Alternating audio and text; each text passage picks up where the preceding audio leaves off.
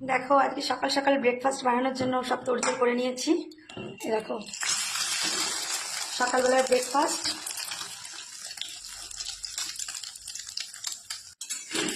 আজকে ডিম টোস্ট বানাচ্ছি। তোমরা আজকে কে কে কি টিফিন করছো?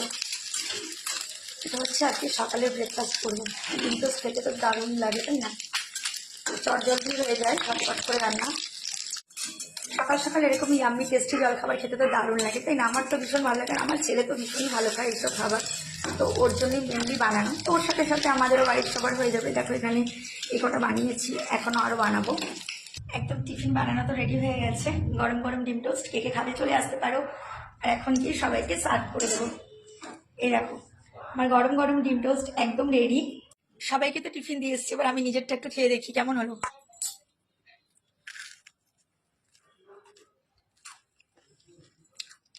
দারুণ লাগে, এরকম টেস্টি টেস্টি জলখাবার হলে তো আর কি চাই, তাই না? আমার তো ভীষণই ভালো লাগে।